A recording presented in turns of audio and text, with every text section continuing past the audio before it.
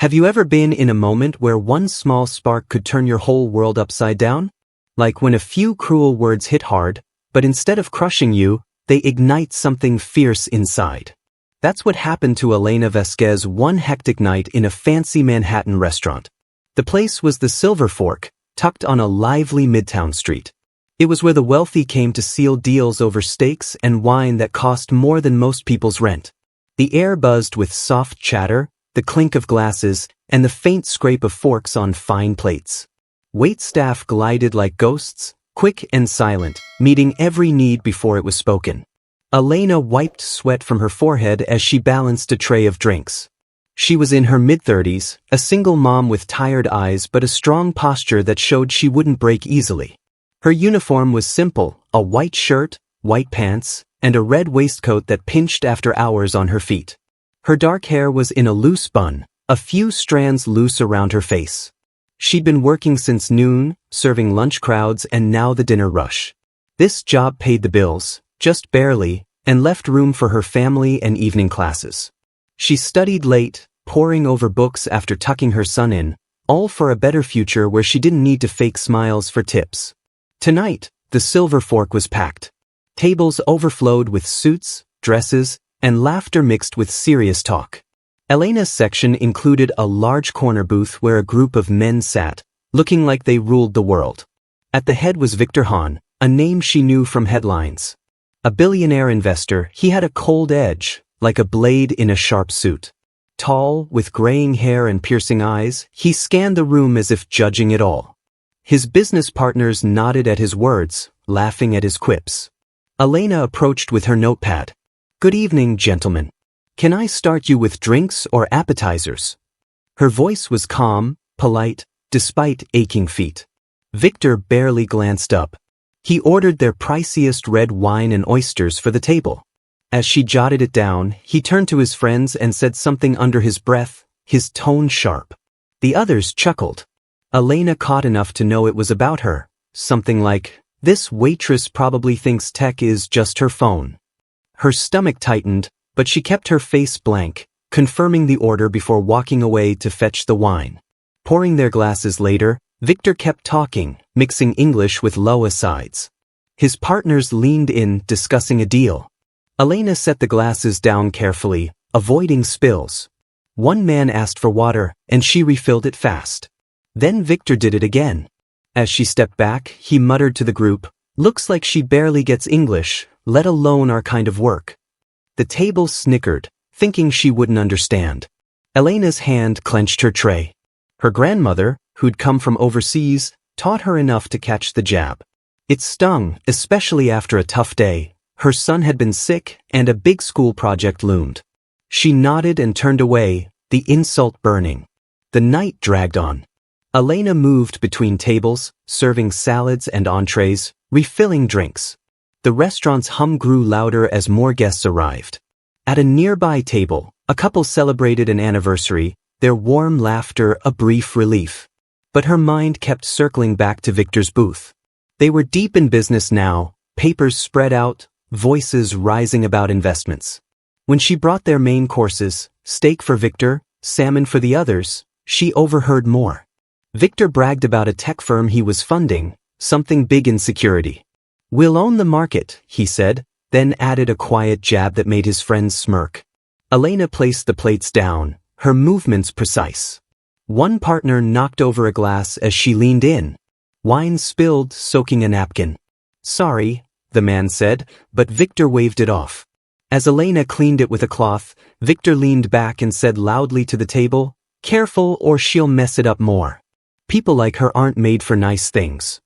The laughter hit sharper this time. Elena's cheeks burned. She had heard worse, customers treating waitstaff like props, but tonight it cut deeper. She was more than this uniform, more than their joke.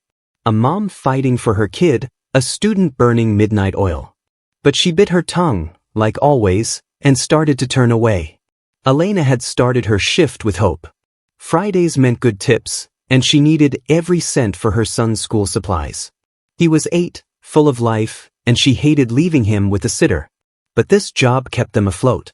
The kitchen smelled of garlic and herbs, a warm mix that reminded her of cooking at home on better days. As she prepped her section, folding napkins and checking glasses, her manager rushed by. "Busy night, Elena. Big group in the corner, take care of them." She nodded, adjusting her waistcoat. The uniform made her feel invisible, just part of the scenery. When Victor's group arrived, the host led them in with a flourish. Victor strode ahead, phone in hand, giving orders. His suit was perfect, shoes gleaming. His partners followed, all older, with watches that could cover her rent for months. Elena greeted them with menus. "Welcome to the Silver Fork. I'm your server tonight." Victor barely looked up, scanning the wine list. He ordered the bottle without asking the others, a power move she'd seen before. As she left to get it, she caught his first aside but ignored it. Back with the wine, she poured samples. Victor tasted, nodded. Then the mocking grew bolder. One partner asked about specials. Elena listed them: lobster soup, prime steak. Victor cut in, muttering to another, "Hear that? She's reading it like a kid." Snickers followed. Elena kept her smile, writing their orders. Victor picked the steak, rare, with sides. In the kitchen, she entered the order, taking a deep breath. Plates clattered around her, coworkers bustling. "Tough table?" another waitress asked. Elena shrugged. "Same old." Back out, the restaurant's lights dimmed, candles flickering. At Victor's table, talk turned to business. Elena brought oysters on ice. As she set them down, Victor said, "Hope she didn't drop them." More chuckles. She moved to another table, serving a family. The dad thanked her warmly, a small kindness. But Victor's voice carried, more jabs cutting through. The spill was the final straw. Cleaning it up, hearing, "People like her," she froze. The table went quiet, waiting for her to leave. But Elena stood there, heart pounding, ready to speak. Her mind raced. She thought of her son, asleep now, counting on her. She thought of her late nights studying, fighting for a better life. Victor's words weren't just about her. They were about everyone who'd ever been looked down on. She'd swallowed it before, but not tonight. Her hands shook slightly, but her voice was steady when she opened her mouth. The room's noise faded in her ears. The table watched, expecting her to back down. But Elena wasn't backing down this time. She locked eyes with Victor and spoke in clear, deliberate German. "You're wrong about me. I heard every word you said, and I'm not here to mess things up. I'm here to do my job, and I do it better than you think." The table fell silent, as if the air had thickened around them. Victor's piercing eyes widened slightly, his wine glass pausing halfway to his lips. His partners exchanged quick, uneasy glances, their earlier amusement gone. One shifted in his seat, another stared at his plate, the oysters untouched. Elena's heart pounded, but she held her ground, her voice steady despite the heat rising in her chest. She hadn't planned to speak out. It wasn't like her to confront anyone, especially not a powerful man like Victor Hahn. But the words had spilled out, fueled by years of swallowing insults, of smiling through the pain of being looked down on. Tonight, those words had pushed her too far. Victor set his glass down slowly, his gaze narrowing as he studied her. "How do you know German?" he asked, his tone sharp but tinged with curiosity, like a man unused to being caught off guard. His partners leaned in slightly, their papers and drinks forgotten, waiting for her response. The question wasn't warm, it was probing, as if he needed to understand how a waitress had just turned the tables on him. Elena took a deep breath, her mind racing through memories she rarely shared with strangers. "My grandmother came from Berlin after the war," she said, switching to English but keeping her voice firm. "She helped raise me when my parents couldn't. She taught me German over tea, telling me stories about her life before she came here. It's not perfect, but I understand enough to know when I'm being mocked." Her words were calm but carried an edge, like she was laying bare a piece of herself she usually kept hidden. She wasn't just answering Victor, she was demanding to be seen as more than the uniform he'd dismissed. The silence at the table grew heavy, almost tangible. One partner adjusted his tie, another coughed awkwardly, trying to break the tension. Victor leaned back in his chair, his face unreadable, but his eyes stayed locked on her. So, you speak German, he said, his voice even, almost testing. What else do you do besides serve tables and listen in? There was a trace of skepticism, but it wasn't cruel. More like he was trying to piece together who this woman was, standing before him with a fire he hadn't expected. Elena's jaw tightened, but she didn't flinch. She could feel the weight of eyes from nearby tables now, customers sensing something unusual in the air. A waiter across the room paused, tray in hand, watching her. She knew she was risking her job. Her manager had warned her about keeping the big clients happy, and Victor was as big as they came. But something deeper kept her rooted, a mix of pride and defiance, a need to be seen as herself, not just a shadow in a red waistcoat. I'm a single mom, she said, her voice clear and steady. I work here to pay for my son's school and my classes. I'm studying cybersecurity, learning to code, because I want a life where I don't have to depend on tips from people who think I'm nothing. She paused, letting the words sink in, her eyes never leaving Victor's. I'm not just a waitress, Mr. Hahn. I'm someone who's fighting for a future.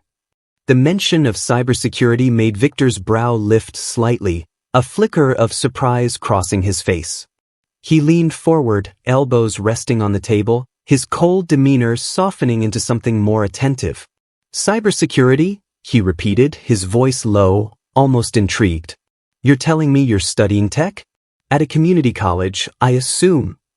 There was a hint of doubt in his tone, but also a spark of interest, as if he was seeing her in a new light, one that didn't fit his earlier assumptions.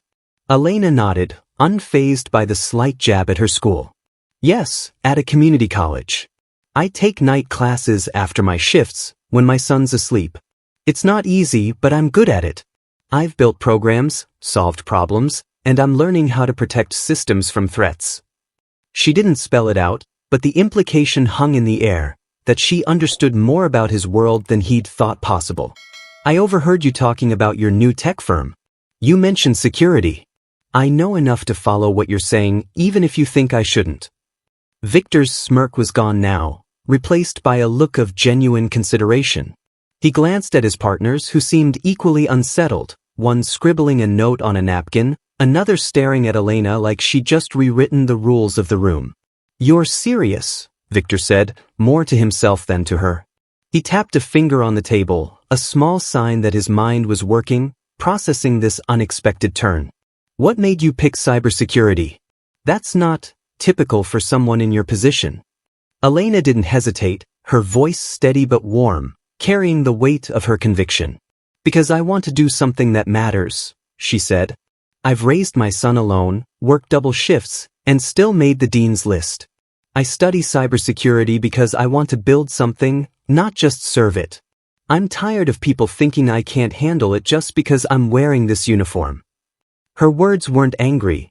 They were honest, raw, drawn from a life of fighting against the odds.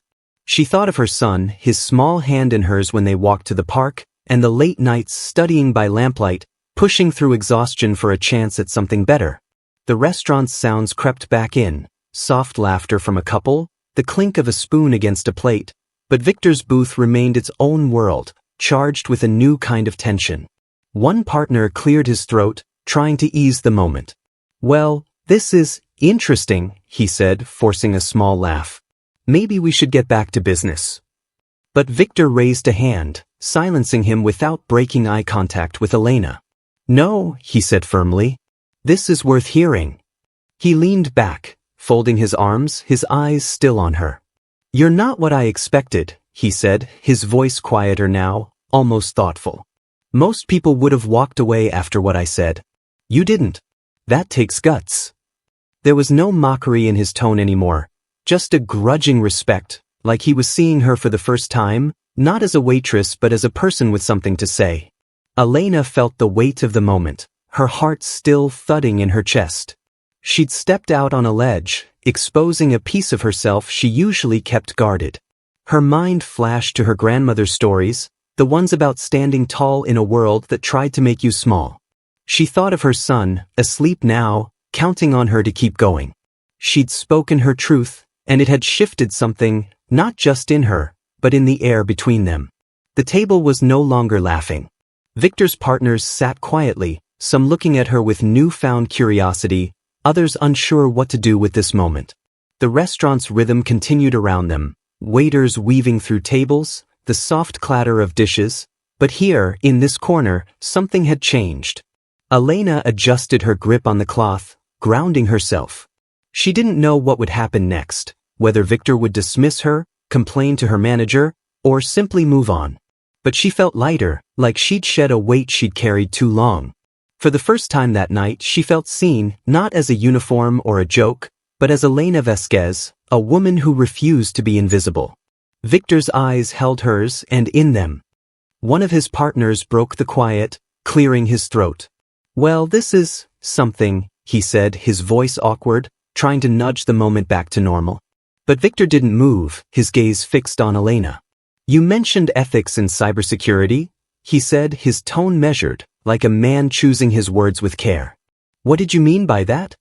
It wasn't a test, but a genuine question, as if he wanted to understand the depth of her conviction. Elena shifted her weight, the damp cloth in her hand grounding her. She thought of her late-night studies, the articles she'd read about tech companies prioritizing profit over people. "I overheard you talking about your new firm," she said, her voice steady. "You're building security systems, but I've read about companies that cut corners.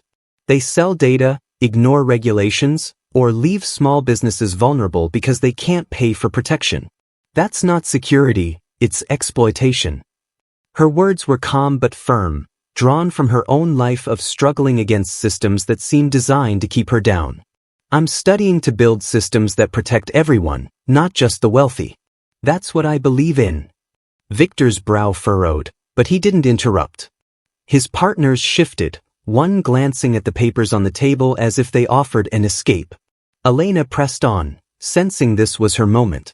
"I don't know your company, Mr. Hahn, but I know what happens when power forgets the little people. I've been the one overlooked, the one who doesn't get a voice. Cybersecurity should mean safety for the small businesses, the single moms, the people who don't have billions to shield themselves." She paused, her eyes meeting Victor's. "That's the kind of world I want to help build." The table stayed silent, but the tension wasn't hostile, it was heavy with realization. Victor leaned forward, his fingers steepled, his face thoughtful. "You're saying my firm might be part of the problem," he said, not defensively but as if weighing her words. "That's a bold perspective from someone who's never seen our work." Elena nodded, undeterred. "Maybe, but I've seen enough of the world to know how it works. I've been the one fighting for scraps, working double shifts, raising a kid alone. I don't need to see your books to know that big companies often forget the people they claim to serve." Her voice softened, but her resolve held strong. "I just want to make things better, in my own way." Victor sat back, his eyes drifting to the table for a moment, as if processing something deeper. The restaurant's sounds filled the silence, soft laughter, the clink of a fork, a couple's conversation nearby, but his booth felt like its own world. Finally he spoke, his voice quieter than before. "I built my company to solve problems, not create them. But I'll admit, we don't always see the whole picture." He looked at her, a flicker of respect in his eyes. "You've made me think, Elena. That's not easy to do." One partner tried to shift the moment. "Victor, we should probably," but Victor raised a hand, cutting him off. "No," he said firmly. "This is important." He turned back to Elena. "You're studying cybersecurity, working here, raising a son. That's a lot. Why do you keep pushing so hard?" Elena's mind flashed to her son, his small hand in hers, his laughter when they played at the park. She thought of the nights spent studying by lamplight, exhaustion pulling at her but determination pushing her forward. "Because I have to," she said simply. "My son deserves a better life than I had. I've fought for every step, every grade, every shift, every moment with him. I don't give up. If I can do that, I can help make your systems fairer, stronger, better for everyone." Victor nodded slowly, his face softening in a way that surprised his partners. "You remind me of someone I knew," he said, almost to himself. "Someone who didn't let the world define them." He paused, then made a decision. "My firm's launching a diversity program in tech. We need voices like yours, people who see what we miss." I'd like you to join us as a paid intern. You'd work with our team, learn, and maybe teach us something. Elena blinked, the offer hitting her like a sudden gust of wind. She hadn't expected this, not from a man who'd mocked her an hour ago. Her mind raced to her son, asleep at home, and the endless nights studying for a chance like this. I don't know what to say, she admitted, her voice catching slightly raw with emotion. Say yes, Victor said, a rare warmth in his tone. You've got the fire for it. I can see that now. She hesitated, her practical side kicking in, her son's schedule, her classes, the bills piling up. But then she thought of the future she dreamed of, the one where she wasn't just scraping by but building something meaningful. Yes, she said finally, her voice firm, a smile tugging at her lips. I'll do it. Victor's partners exchanged looks, some surprised, others nodding slowly. Victor smiled, a small but genuine gesture. Good. We'll talk details tomorrow. For now, keep the wine coming. It was a light remark, but it carried respect, a far cry from the mockery of before. Elena stepped away, the restaurant's noise returning fully, laughter, clinking plates, the rhythm of a busy night. But she moved with a new lightness, her steps sure. By the end of the shift, Victor's group left, and he slipped her a business card with a note. Call me. Let's change things. Months later, Elena stood at a podium, speaking at the launch of Victor's diversity program. She wore a simple blazer, her hair still in a loose bun, but the waitress uniform was gone. The room was filled with tech professionals, but her eyes found Victor in the crowd, nodding as she spoke about ethical systems and opportunity for all. Her son sat in the front row, his face bright with pride, clapping louder than anyone. Looking back, Elena knew it wasn't just her words that night that changed everything. It was her courage to speak them, to stand up and refuse to be invisible. That moment in the Silver Fork had opened a door, not just for her, but for others who'd been overlooked too long. She'd taken a chance, and it had led her here, to a place where her voice mattered, where she could build a future for herself and her son. That was today's story. If it moved you, hit that like button, share it with a friend who appreciates a powerful twist, and subscribe for more cinematic tales that linger long after the screen fades. Let us know in the comments where you're watching from.